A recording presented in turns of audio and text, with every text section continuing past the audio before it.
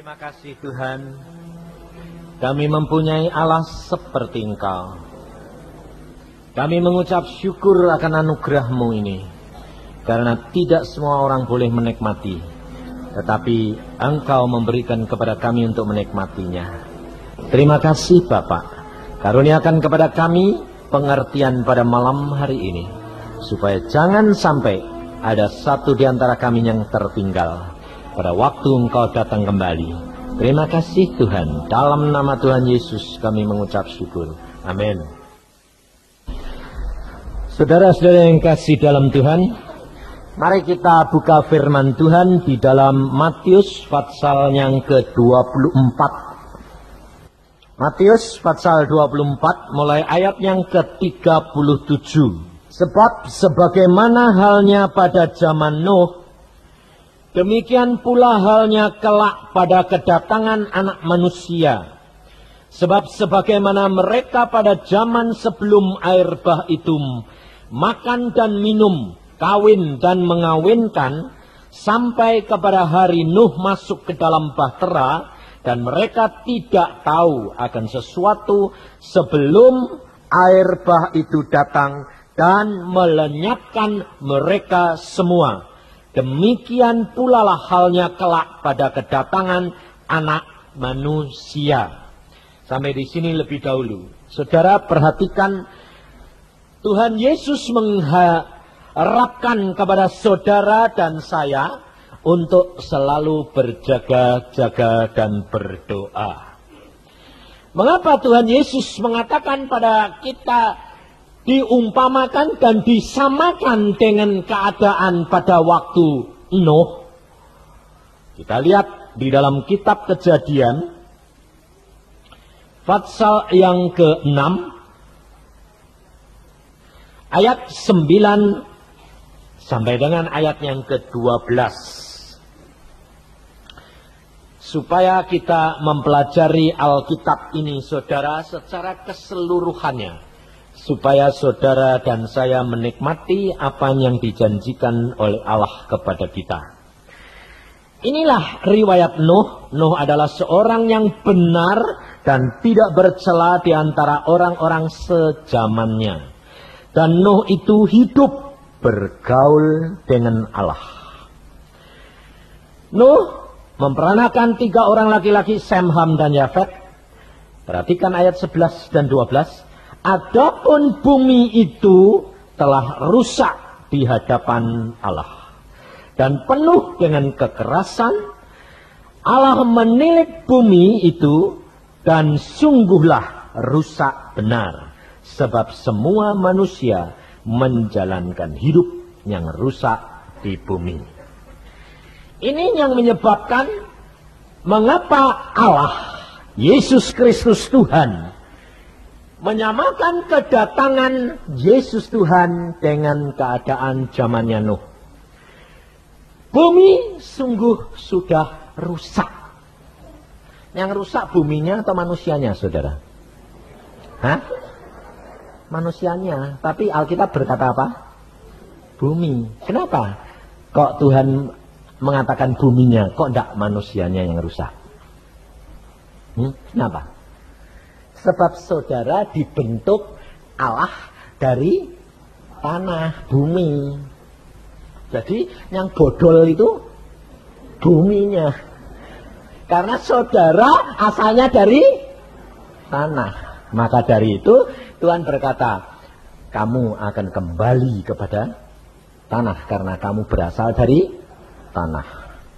Maka dari itu kita perhatikan saudara, bahwa pada saat sekarang ini, kekerasan manusia hidup dengan caranya sendiri semuanya. Kita lihat, kekayaan tidak menjamin. Justru kekayaan membuat sengsara. Karena apa? Diincar penjahat terus. Sekarang ini orang yang hidupnya penuh dengan kelimpahan, deg-degan. Enak yang kaya apa enak yang cukup? Wah, jawabannya dua-duanya. Saudara tahu? Enak yang cukup Kenapa saya bilang enak cukup? Orang yang kaya belum tentu cukup. Hah? Orang yang bilang kaya itu ukuran yang ngukur orang lain atau dirinya sendiri? Orang lain dong. Hah?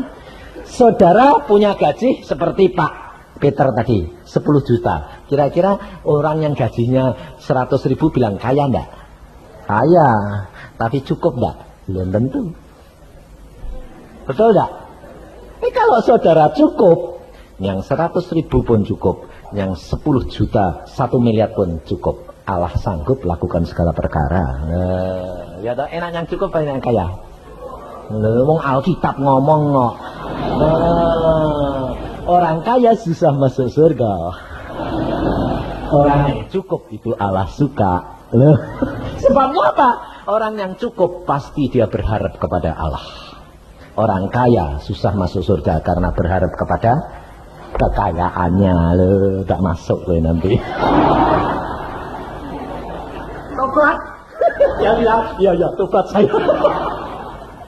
Maka dari itu saudara, kalau saudara dan saya mau menjadi pelaku-pelaku firman, saudara tidak ada kegelisahan, tidak ada kekhawatiran. Alkitab berkata, Yesus yang berkata, bukan saya. Damai sejahtera yang aku berikan kepadamu tidak sama dengan damai sejahtera yang diberikan oleh dunia. Jangan kamu takut, jangan kamu gelisah. Itu pasti orang cukup. Kenapa? Sebab dia butuh banyak, diberi banyak. Butuh sedikit, diberi sedikit. Jadi nggak pusing. Betul lah? Mau diincar sama penjahat, nggak bakal. Nah, penjahatnya bingung kok. Nggak punya? Nggak. Tapi cukup. Loh. Butuh banyak, dikasih banyak. Butuh sedikit, dikasih sedikit. Pas. Mbok rampok apa? Wong pas-pasan. Loh, betul nggak? Ini saudara, hidup kekristenan itu begini. Jadi tidak pernah takut, tidak pernah khawatir. Jadi kalau Pak Peter bilang tadi gajinya 10 juta, Tuhan bilang lepaskan, lepasin dong, cukup kok. Ya toh? Allah tidak pernah kekurangan. Allah punya langit dan bumi, dan Allah menjadikan dari tidak ada menjadi ada. Buat apa pusing-pusing? Saudara percaya enggak? Hah? Amin. Mestinya ya tidak deg-degan, tidak ada khawatir. Tapi masih punya enggak? Punya sedikit. Itu sama dengan dosa kecil sama dosa gede. Saudara tahu kita sudah zaman ini adalah zaman akhir, saudara. Tuhan Yesus sendiri berkata bahwa kita ini harus sama seperti zamannya Nuh. Berarti orang ini semua di dalam dunia ini mengasihi dirinya sendiri. Mereka pesta pora, mereka kawin mengawinkan, mereka mencari kesenangan dunia. Dunia maksiat demikian luar biasa, tidak seperti zaman sekarang. Bahkan kota Sodom dan Gomora kalah dengan sekarang. Maka kalau saudara perhatikan kejahatan dan perbuatan seks, tidak akan kalah dari Sodom dan Gomora masa ini. Karena ini masanya sudah amat singkat. Dan Tuhan memilih siapa? Orang yang benar dan tidak cukup orang benar. Perhatikan apa yang dikatakan Alkitab tentang hal Nuh. Orang yang benar dan cukup, tidak bercela. Ada satu lagi yang kamu lupa baca. Benar dan bergaul dengan Allah. Ini yang Allah cari. Kalau saudara tidak bergaul dengan Allah, saudara tidak akan dapat mendengar peringatan dan suara Dia. Agama mengajarkan kita hidup benar, betul? Kita hidup baik. Tapi Allah berkata tidak ada seorang pun yang benar kecuali di dalam Yesus. Tidak ada manusia yang benar kecuali manusia itu dibenarkan oleh Allah karena Yesus. Maka dari itu Allah mencari bukan orang yang benar, tapi orang yang benar dan bergaul dengan Allah. Karena tanpa saudara bergaul dengan Allah, engkau tidak mungkin dibenarkan oleh Allah. Maka dari itu kita harus sadar, saudara, Kalau engkau tidak bergaul dengan Allah, engkau menjadi calo surga. Banyak orang Kristen akan kecewa nanti.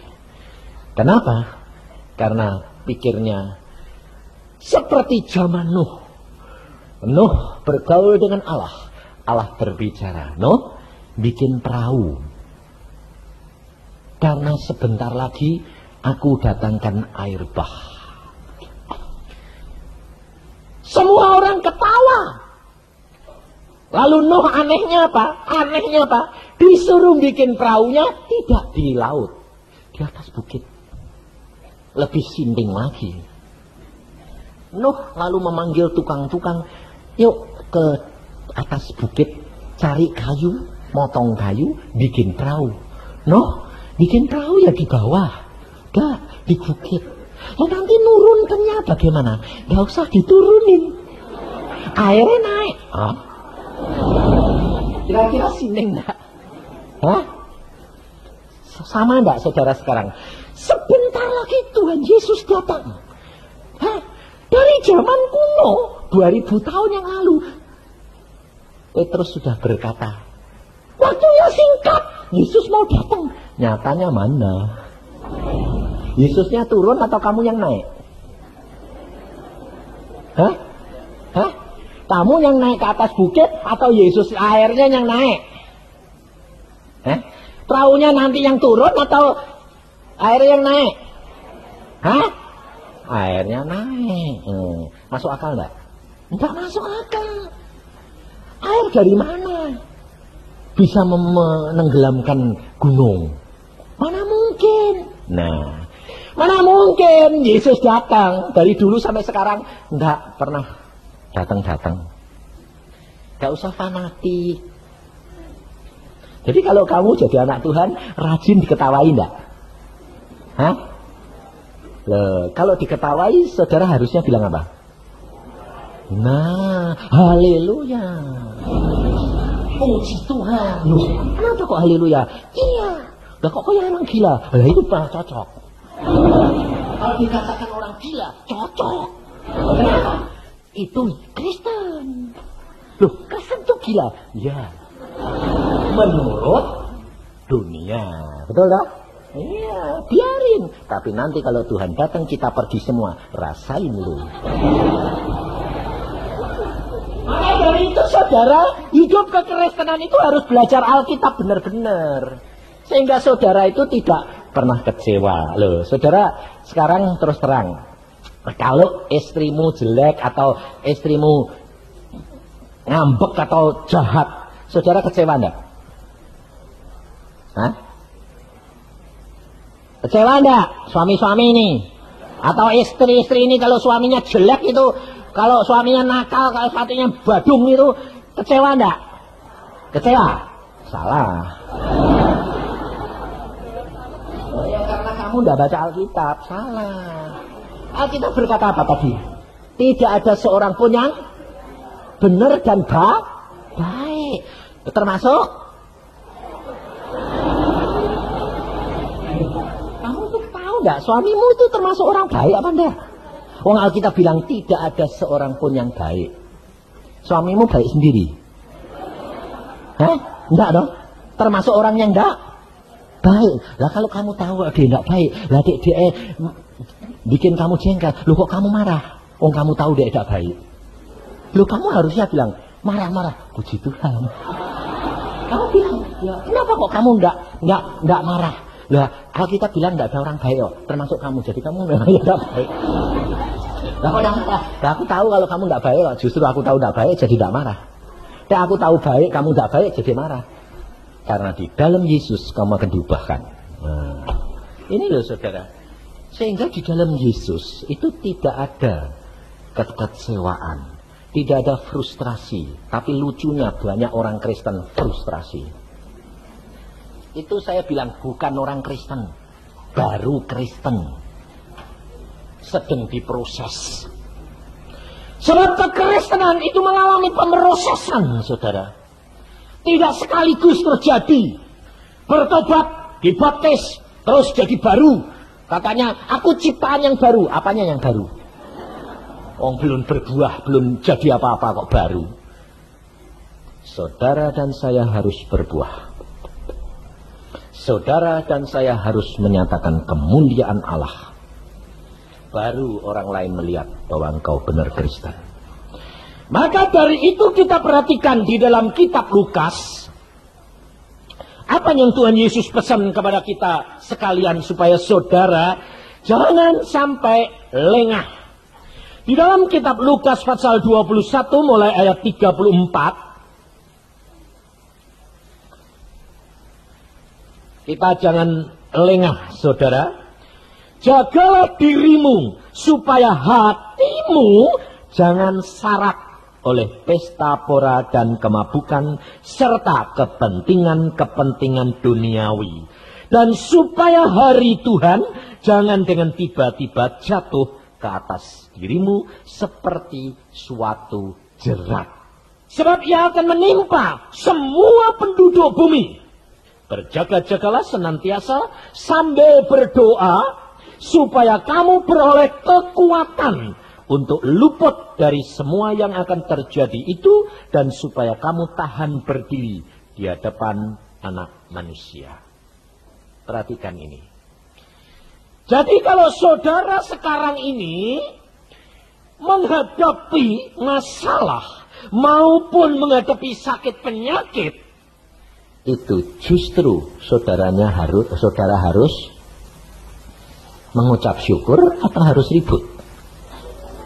Mengucap syukur. Kenapa? Karena saudara sedang diperingatkan di dalam dunia ini. Alkitab sudah berkata bahwa penghakiman di dalam kitab Petrus, bahwa penghakiman dimulai dari orang percaya. Jadi kalau saudara dan saya sekarang ini dihakimi Allah di dalam dunia, ucapkan syukur. Jadi kalau saudara sekarang ini kena sakit, saudara harus sadar. Sebab tidak mungkin kamu kena penyakit tanpa seizin Allah. Kalau engkau dikenakan penyakit karena kamu berbuat dosa, setan menuntut kepada Allah untuk menghukum, kena kamu. Nah, kalau kena, kamu harusnya berkata apa? Puji Tuhan.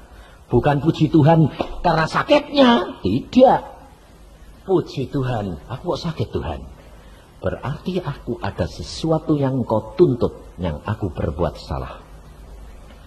Dan aku belum sadar akan kesalahanku, sehingga penyakit ini datang. Dan karena penyakit ini, aku sekarang sadar, mesti aku salah. Lalu kamu berdoa, Tuhan Roh Kudus, tunjukkan dong dosa-dosaku.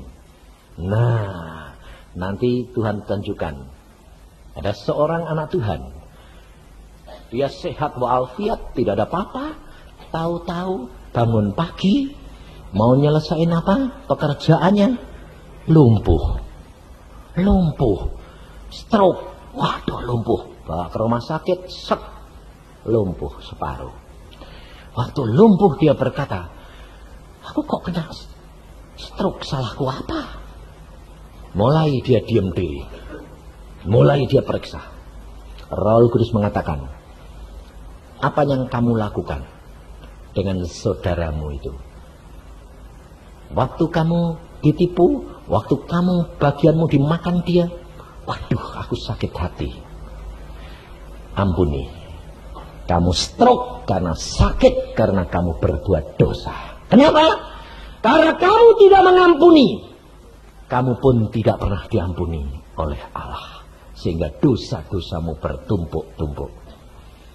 Karena dia sakit hati, dia tidak bisa mengampuni. Alkitab berkata, engkau tidak mengampuni, engkau pun tidak diampuni. Betul tidak? Akhirnya dia sadar, betul Tuhan, aku salah. Nah, setelah dia salah, dia bertobat. Benar Tuhan, aku bertobat. Aku sadar sekarang, aku ampuni saudaraku. Tuhan berkata, aku pun ampuni. Tapi setelah dia mendapatkan pengampunan, stroke-nya sembuh atau masih tetap? Hah? Sembuh atau tetap? Masih tetap. Belum sembuh total. Kenapa? Hukumannya belum dijalani kok. Saudara tahu, penjahat-penjahat yang divonis sama hakim. Dok, 3 bulan. Dia berkata, Pak Hakim, saya bertobat. Terus hakimnya bilang, kamu sudah bertobat? Bebas, kok enak, penjaranya kosong. Oke, sudah bertobat? Baik, masuk dulu. Alami dulu. Betul tak? Tunjukkan dulu kamu benar-benar bertobat atau tidak. Nanti kalau sudah baik, 17 Agustus ada remisi. Dikurangi, bebas, keluar, bertobat sungguh. Demikian juga orang Kristen. Orang Kristen kerap kali bilang apa? Pak, saya ini sudah bertobat, punya masalah, kok tidak barbar? Loh, saya bilang, kamu bertobat? Iya. Nyatanya aku sudah bertobat, terima Yesus, dibaptis. Masalahku tidak barbar. Loh, itu belum bertobat. Kalau kamu tanya gitu, itu tandanya belum bertobat. Hah? Belum bertobat? Nah, kenapa? Kalau kamu bertobat, kamu kena masalah, kamu bertobat, kamu bilang terima kasih Tuhan, aku kena masalah sekarang di sini. Daripada nanti setelah mati kena masalah di neraka. Tidak barbar di sana. Di sini paling-paling berapa tahun selesai, mati, untung. Loh, betul tidak? Kalau engkau kena masalah, karena justru Allah itu kasih kepada saudara dan saya. Coba perhatiin Pak Peter tadi. Dia orang Kristen, dia dipakai Tuhan di kapal itu, apa dia itu sebetulnya sudah kenal Tuhan? Belum. Nyatanya Tuhan ngomongnya tidak ngerti kok. Betul ya? Belum kenal sebetulnya. Kenapa kok bisa dipakai? Karena justru tidak ada yang dipakai.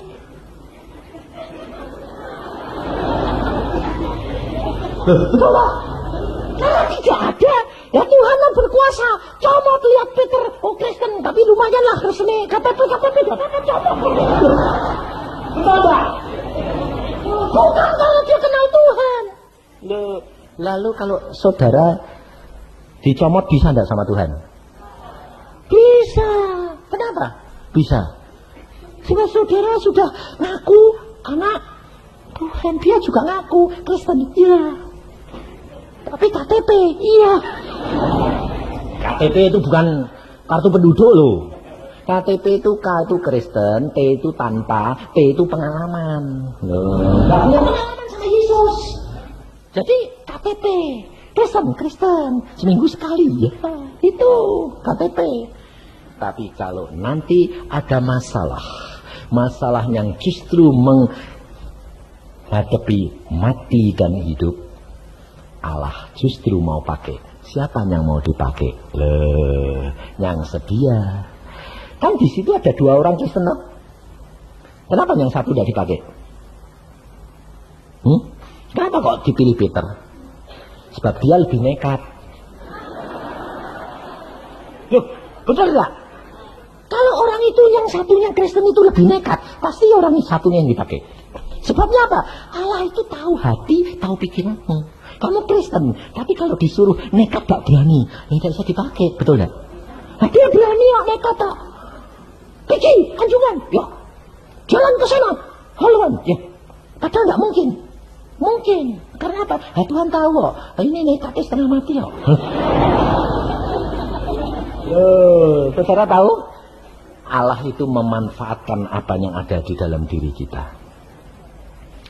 Jangan saudara ukur, waduh kalau saya tidak berani. Allah berkuasa dan Allah tahu apa yang ada di dalam diri saudara. Dan Allah dapat pakai engkau. Tidak terbatas siapapun juga. Tapi untuk dapat dipakai oleh Allah, harus ada tekad. Dan ada orang yang nekat. Bukan tekad, nekat. Sebab apa? Sebab Allah tidak dapat menyatakan kemuliaannya tanpa orang itu sedia mati untuk dia. Ini saudara.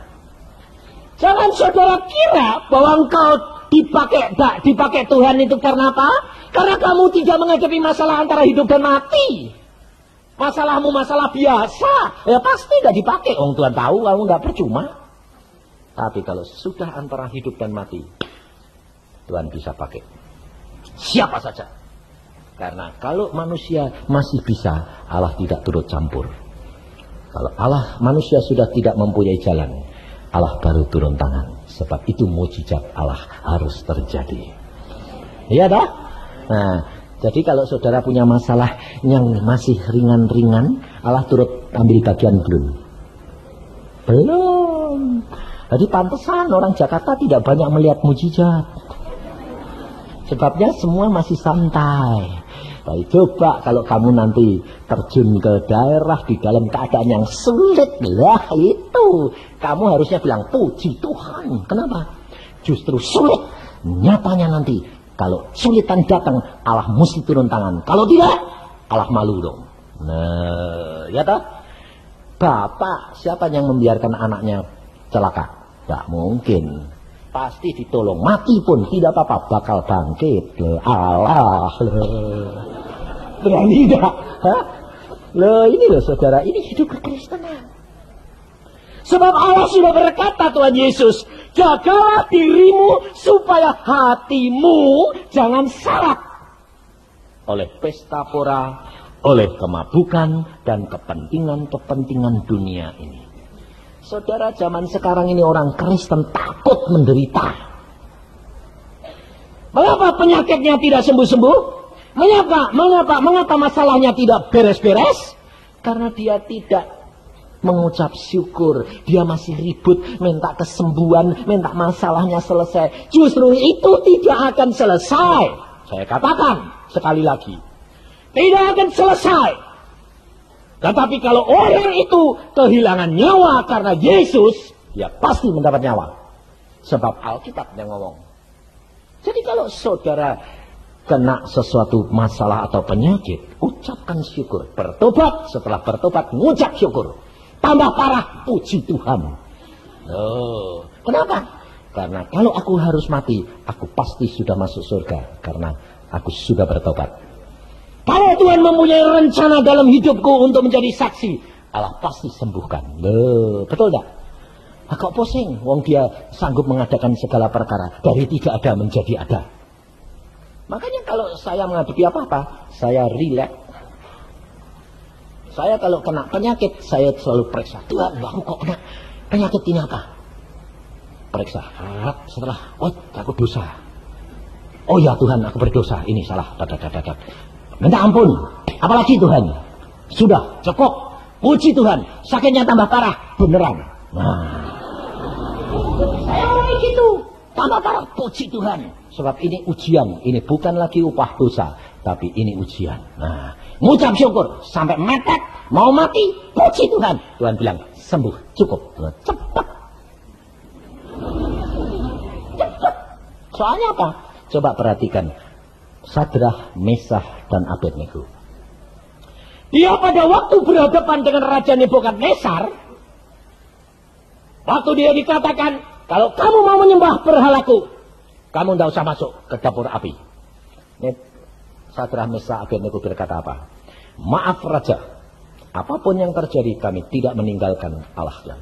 Tak ditolong pun, tak apa-apa. Tetap aku tidak akan meninggalkan Allahku. Lah itu berarti kan berani mati dong. Iya. Lah apa bedanya sama kalau kamu penyakit? Ngadepi penyakit kanker. Raja penyakit kanker itu. Iya dong.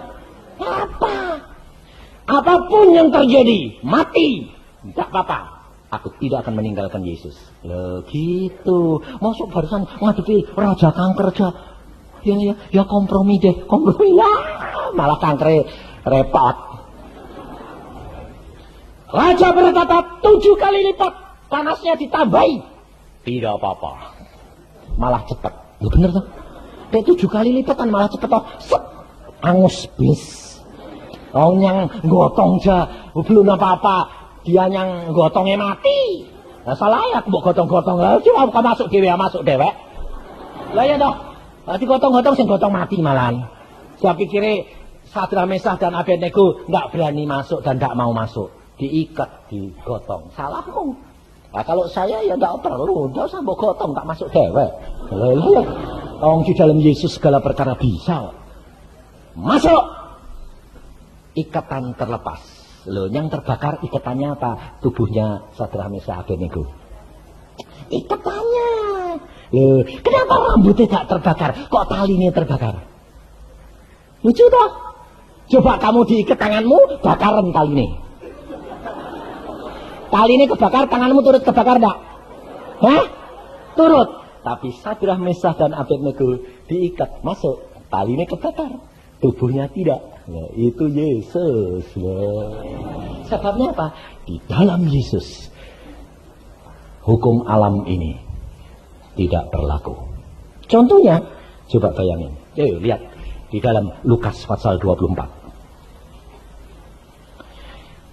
Supaya saudara dan saya itu sadar dan hidup di dalam kenyataan bahwa Allah kita Allah yang luar biasa. Lukas pasal 24 ayat 38 mulai.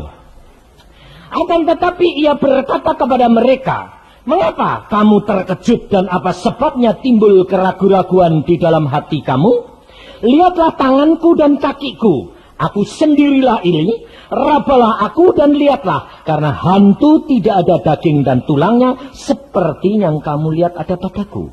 Sambil berkata demikian, ia memperlihatkan tangan dan kakinya kepada mereka, dan ketika mereka belum percaya karena girangnya dan masih heran, berkatalah ia kepada mereka, adakah padamu makanan di sini? Lalu mereka memberikan kepadanya sepotong ikan goreng. Ia mengambilnya dan memakannya di depan mata mereka. Perhatikan saudara. Tuhan Yesus pada waktu murid-muridnya kumpul, masuk melalui apa? Hah? Pintunya dikunci semua enggak? Masuk jeblos enggak? Jeblos enggak? Padahal dia punya tulang dan daging. Nah, waktu murid-murid dia tidak percaya, Tuhan Yesus bilang, ke muridku ini kok bandel amat, gablek, gak percaya, raba, masih gak percaya. Punya makanan enggak? Punya, kasih ikan goreng. Lu lucu. Lah wong pergi pertemuan kok ngantongi ikan goreng. Ini aneh enggak? Aneh enggak? Enggak kebetulan, saudara. Kenapa? Ini kenyataan.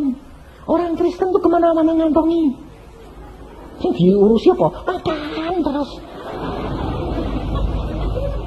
Lalu Tuhan berkata, kamu punya ikan goreng, amalnya makanan? Ada, Tuhan ini ikan goreng. Ya, dimakan. Tuhan makan ikan goreng. Lalu ikan goreng itu masuk dalam perut Yesus. Pada waktu Yesus keluar lagi,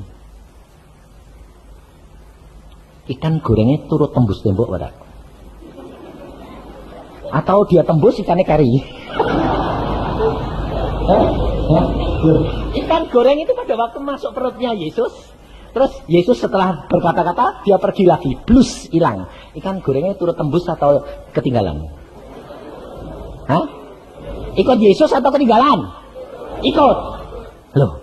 Loh, ketinggalan. Loh, jadi Yesus keluar ikannya kari. Ada. Ikut. Oh sudah masuk di perutnya Yesus kok. Bawa suruh ketinggalan gitu, copot. Nah itu kan sudah dipunya sama Yesus. Lah kalau ketinggalan nanti bagaimana? Jadi apa? Enggak berupa ikan lagi itu. Saudara tahu, ikan goreng pada waktu masuk dalam tubuh Yesus tembus tembok. Saudara dan saya, Alkitab berkata apa Yesus? Kalau engkau di dalam aku, engkau di dalam aku. Ikan goreng sama enggak? Hah? Engkau di dalam aku, kata Yesus. Ikan goreng masuk perutku, sama enggak? Jikalau engkau di dalam aku, Yohanes 15 ayat 7. Dan firmanku di dalam kamu. Minta apa saja, kamu akan dapat. Jikalau engkau di dalam Yesus, masalah apapun hukum alam tembus. Masuk kalah sama ikan goreng? Loh, betul enggak? Masuk kalah sama ikan goreng? Gampang toh. Kamu masuk saja di dalam diri Yesus, firman masuk dalam kamu, apa saja yang kamu lakukan dapat. Enak. Nah, itu rahasianya saudara. Maka dari itu kesembuhan akan terjadi dengan sendirinya. Jangan saudara ribut. Kok tidak sembuh-sembuh ya? Lah, itu tandanya kurang percaya. Semua dimulai dari dalam. Anak Tuhan tadi yang kena stroke karena ada sakit hati. Saudara punya penyakit karena dosa terhadap Allah. Saudara bertobat. Dari dalam dibersihkan. Firman yang menjelma menjadi daging. Bukan daging jadi firman. Kok balik? Hati lebih dahulu roh yang menjelma menjadi satu kenyataan. Jilmakan Yesus di dalam hidupmu. Jilmakan firman menjadi satu kenyataan dalam hidupmu. Jadi saudara itu gampang. Saya terus terang kalau sakit saudara. Saya tidak pernah gini. Minta Tuhan Yesus sembuh. Bertobat dulu. Habis itu mengucap syukur. Setelah mengucap syukur apa terjadi? Terima kasih Tuhan. Terima kasih Tuhan. Segala perkara yang kau lakukan ini untuk kebaikanku. Terima kasih. Kalau engkau hukum sekarang, di surga aku akan bebas dan tidak usah di dalam neraka. Terima kasih. Lalu apa? Sakit ini. Oh, ini perkara sepele. Aku sudah bertobat dan aku mau jalani. Terima kasih. Pada waktunya kamu harus kabur. Dalam nama Tuhan Yesus. Selesai. Selesai. Lari sendiri. Gak tahu bagaimana caranya. Tahu-tahu kok hilang. Beres.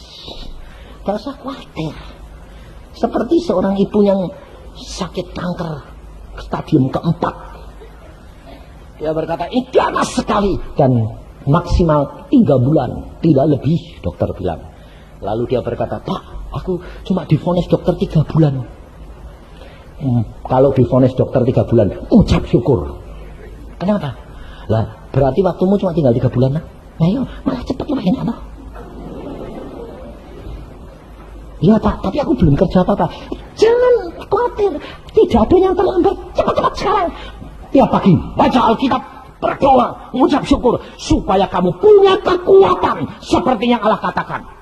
Punya kekuatan untuk menghadap anak manusia. Lakukan. Wah, dia bilang, iya Pak, sudah 3 bulan. Tidak usah diingat-ingat ya Pak. Nanti datang sendiri, selesai sendiri. Ya, baca Alkitab, berdoa. Sebentar lagi bilang, Pak, ini kok sudah gerimis-gerimis, sudah mulai jalar Pak, kata dokter. Loh, perhatiin perkara-perkara. Urusan itu kamu bilang, ini aku tidak mau terpancing. Ini urusan daging. Baca Alkitab, berdoa, terus. Saya bilang, tahu-tahu sudah 3 bulan lewat. Badannya tambah gemuk. Lalu dia bilang, bagaimana? Wah, pokoknya aku tidak peduli. Besok lusa mati. Kapan dokter 3 bulan? Justru orang bilang, sejak kapan? Dihitung-hitung, loh, kok setengah tahun? Loh, kalau gitu lewat. Dia balik ke dokternya. Dok, katanya saya 3 bulan. Namanya siapa? Ini, dicari. Ya, kankernya sudah. Wah, sudah tak bisa ini. Mana dokter? Kok tidak tambah? Diperiksa. Loh, kok malah ngecil, hilang. Kamu tambah gemuk? Iya. Nah, bukan kankernya yang gemuk, saya gemuk. Tapi dia gemuk, kankernya cilik. Loh, gemuknya. Pakai obat apa? Yesus. Sembuh sampai sekarang sudah 2,5 tahun dan tidak pernah kembali. Yesus. Betul enggak? Kalau saudara itu takut kehilangan nyawa, kamu bahkan takut mati. Jadi ini. Tapi kalau saudara berani di dalam Yesus dan firman-Ku di dalamnya, jangan kamu takut. Kamu harus berdoa. Kamu harus mengikuti firman. Berdoa supaya kamu mendapatkan kekuatan pada waktu Yesus datang kembali. Jangan saudara bilang, kapan Pak datang? Aku bilang, gak usah ngurusi. Setahun lagi. Belum tentu. Siapa tahu kalau besok kamu sudah didatangi Tuhan. Ya toh. Saudara tahu besok terjadi apa? Gak tahu dong. Nah, kalau tahu Tuhan datang sendiri pada kamu, ayo nak pulang, mau apa? Kamu yang mau pulang, katanya Oktober 92. Lalu Tuhan bilang, ya itu untuk umum, untuk. Tapi untuk kamu besok, bingung nggak kamu? Terus nangis, jangan Tuhan, tunda dong. Loh, sudah selesai. Saudara tahu, saudara tidak usah ngurusi yang tahun depan. Hari ini ada kesukarannya sendiri. Besok ada kesukarannya sendiri. Hari demi hari. Tuhan Yesus ngomong sama saya, saudara, waktu minggu yang lalu saya di Surabaya. Tuhan berkata begini, Yusa, aku berkata, apakah nanti kalau anak manusia datang mendapati iman di bumi? Kaget saya. Tuhan, berarti kalau engkau nanti datang, banyak orang Kristen tidak sadar akan kedatangan Tuhan karena tidak punya iman, betul tidak? Lalu saya berkata, wah kalau gitu banyak yang ketinggalan Tuhan. Iya. Wah kalau gitu jangan datang rombongan Tuhan. Datanglah sendiri-sendiri sajalah, lumayan. Sebabnya kalau rombongan, demikian Tuhan datang, tidak ada pertolongan. Tapi kalau Tuhan datang sendiri-sendiri, Tuhan akan memperingatkan, memperhatikan. Loh, karena Tuhan itu menyayangi kamu pribadi demi pribadi. Sehingga pada waktu itu saya berkata, loh kalau gitu, apa yang aku harus lakukan Tuhan? Tuhan berkata apa? Lihat zaman sekarang, Apple memberikan apa? Jerat-jerat dengan cara bangun tidur, orang sudah sibuk dengan masalahnya dan tidak ada kesempatan untuk memikirkan tentang hal Yesus dan imannya. Masuk kantor, sibuk semuanya. Udah masalahnya dibuat ruwet sama setan sehingga akhirnya tidak punya kesempatan untuk mikir Yesus. Lah kalau tahu-tahu Tuhan datang siang itu, kamu di mana? Sedang ribut sama urusanmu, betul enggak? Itu jerat setan. Tuhan berkata, jangan jaga hatimu, jangan sampai syarat dengan perkara-perkara daging dunia. Lalu saya berkata, bagaimana caranya Tuhan? Ajarkan mereka seperti yang kamu sudah aku ajarkan. Bangun pagi. Sebelum masuk kerja, pagi hari sebelum jam 5, menghadap kepada Tuhan. Lalu katakan, Tuhan, apa yang hari ini aku harus lakukan? Loh. Meskipun saudara bekerja, itu melakukan pekerjaan Allah. Meskipun saudara kerja di kantor, saudara melakukan pekerjaan Allah. Jadi saudara bangun pagi, menghadap dulu, membaca firman, menyembah Dia, dan katakan, Tuhan, apa yang aku harus lakukan hari ini? Nah, kalau kamu tiap pagi begitu, seandainya kamu di kantor sibuk sekalipun, Allah datang, kamu tertolong. Karena hari ini kamu sudah siap apa yang aku lakukan hari ini. Pasti siap toh? Dan kalau Tuhan mau datangnya siang, Tuhan bilang, siap-siap, aku mau datang. Loh. Tapi kalau hari itu ngantuk Tuhan. Masuk kantor sibuk, Tuhan datang. Gimana kamu? Tinggal. Maka dari itu Tuhan berkata, kamu ajarkan seperti yang Allahmu ajarkan kepadamu. Bangun pagi. Tiap pagi kamu katakan. Karena apa? Di dalam Yohanes pasal yang ke-17. Yohanes pasal 17 ayat 4. Aku telah mempermuliakan engkau di bumi dengan jalan menyelesaikan pekerjaan yang kau berikan kepadaku untuk melakukannya. Loh. Kalau saudara dan saya melakukan pekerjaanmu itu menyelesaikan dengan pimpinan Roh Allah Kudus, engkau mempermuliakan Allah. Saudara tahu. Jangan saudara kira kalau saudara pergi kantor kerja, bisnis itu tidak memuliakan Allah. Itu memuliakan Allah. Asalkan kamu lakukan bersama dengan Yesus Tuhan, dengan Roh Allah Kudus. Cara memuliakan Allah bukan hanya di sini, saudara. Kalau engkau dan saya memuliakan Allah cuma di sini, maka sehari demi sehari berapa jam yang kamu sudah hilang di kantor. Tetapi di kantor pun kamu bisa memuliakan Allah. Karena kamu melakukan pekerjaanmu bersama dengan Allah.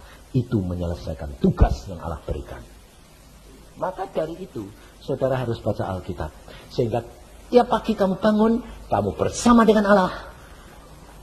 Dan kalau saya, aneh lagi sembahyangnya. Saya kalau pagi berkata gini, Tuhan, aku hari ini mau apa yang aku harus lakukan? Dan aku tahu Tuhan, Engkau punya rencana hari ini di dalam hidupku. Dan aku tahu aku punya kelemahan. Aku mohon dalam nama Tuhan Yesus, paksakan rencanamu itu berjalan dalam hidupku. Sebab aku tahu rencanamu indah bagiku. Harusnya begitu. Sehingga kalau hari ini mau terjadi apapun, rencana Allah yang terjadi dalam hidupku, bukan aku sendiri. Kenapa saya berdoa? Paksakan Tuhan. Karena setan selalu menghadap Tuhan. Dia berkata apa? Allah, Engkau tidak bisa memaksa manusia. Allah sudah pernah memberikan wewenang kepada manusia untuk memilih yang baik maupun yang jahat.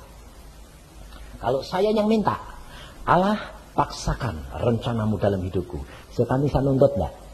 Tidak bisa. Kalau setan bilang, Allah kamu tidak bisa memaksa.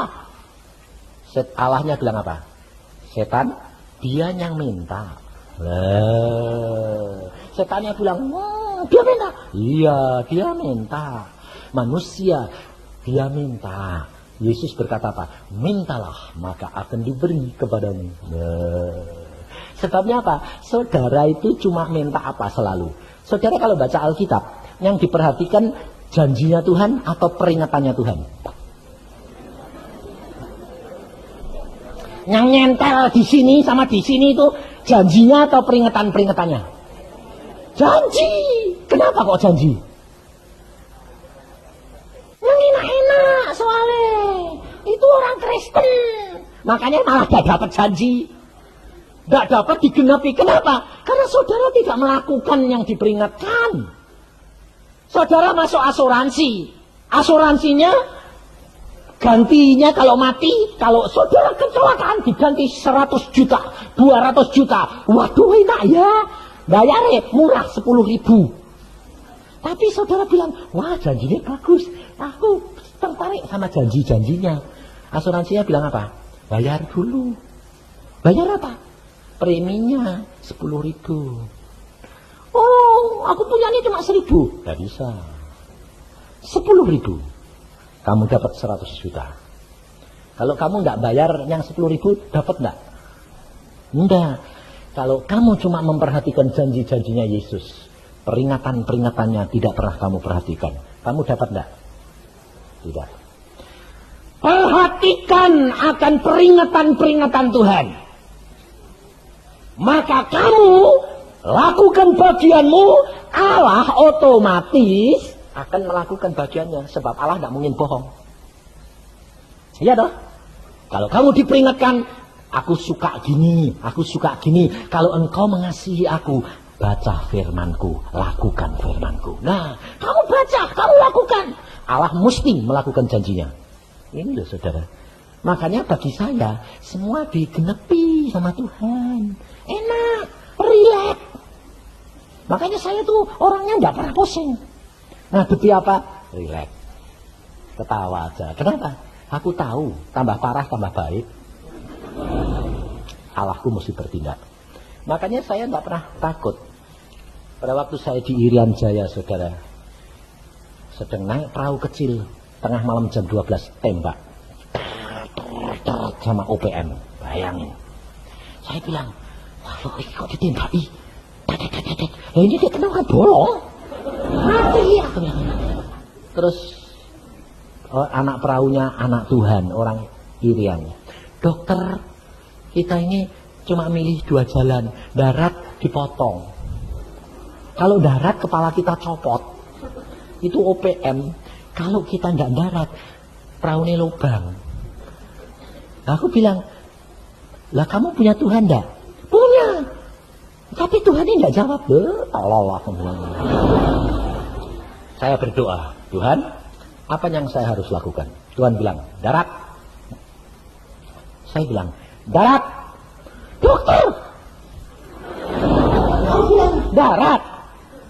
Allah berkata pada saya, darat, darat. Darat, saudara. Setelah darat sampai di darat,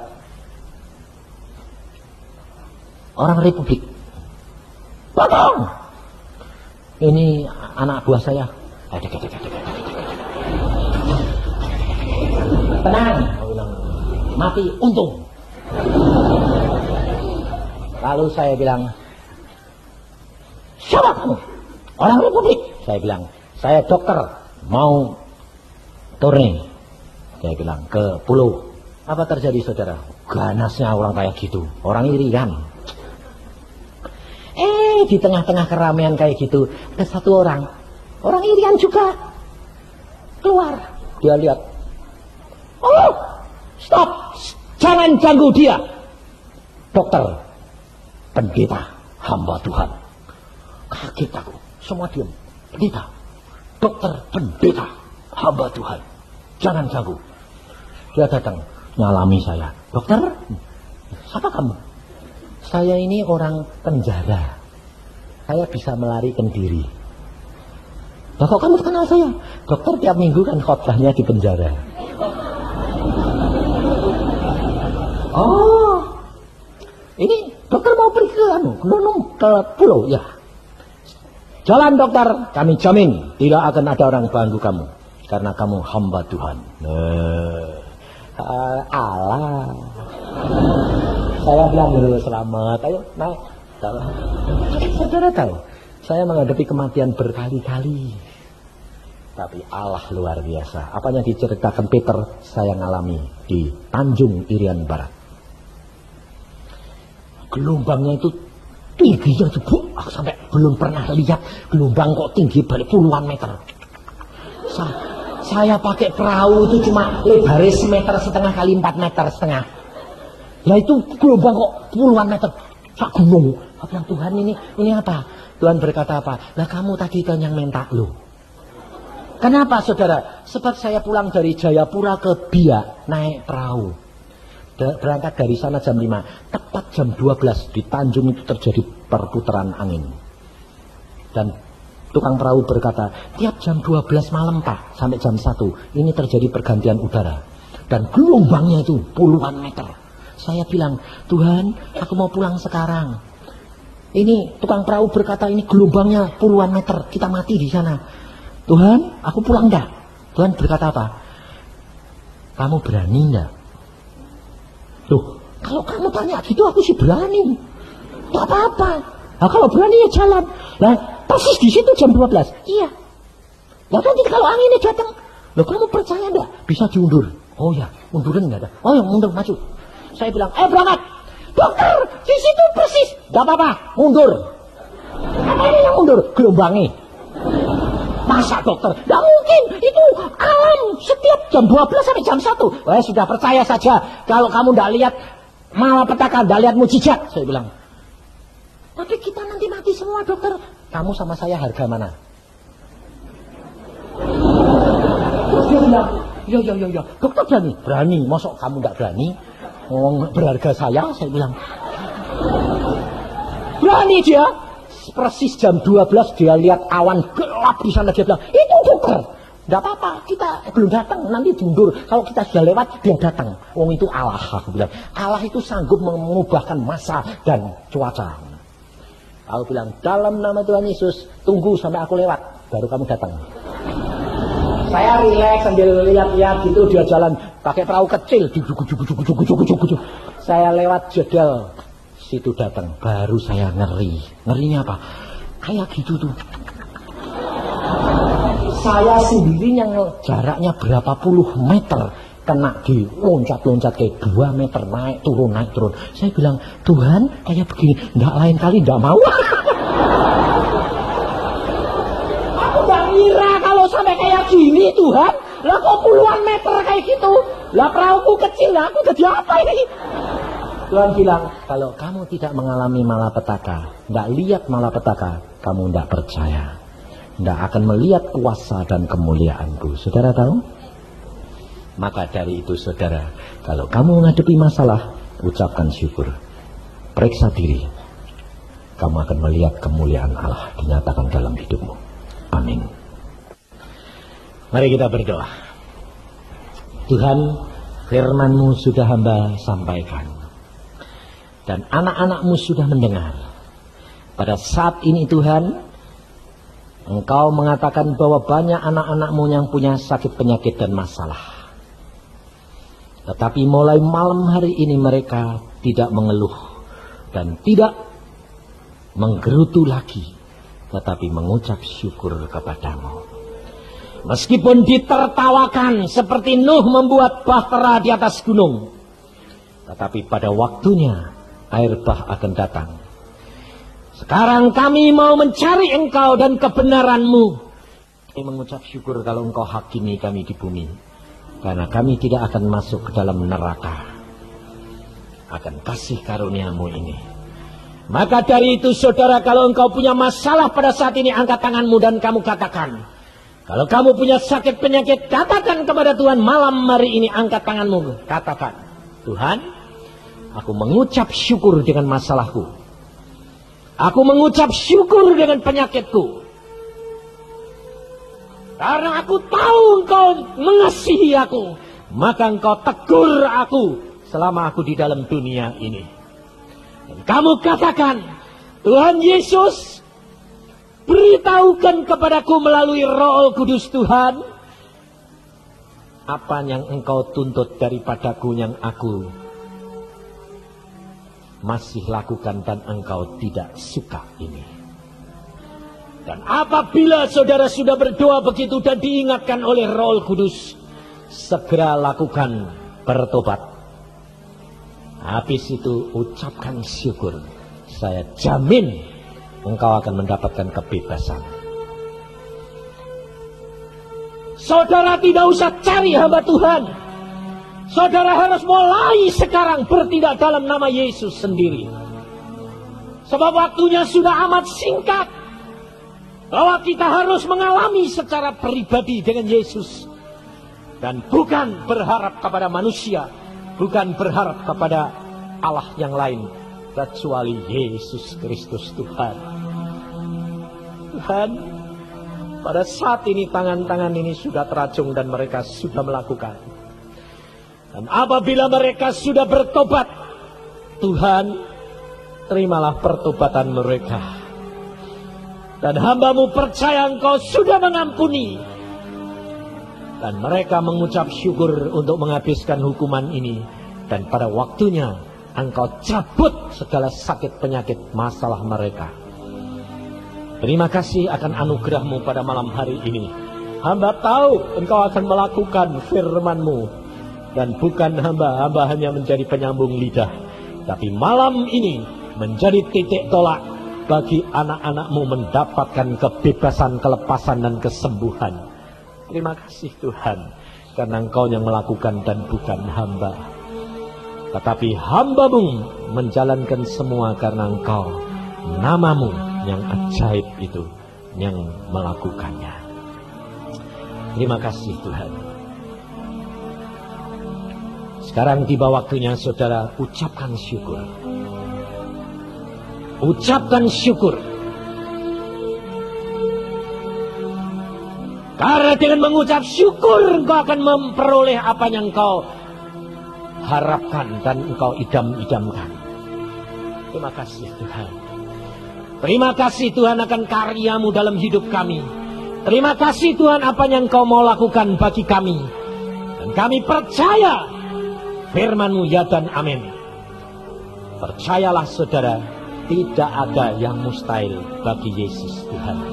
Segala perkara dapat terjadi bagi orang percaya. Haleluya. Amin.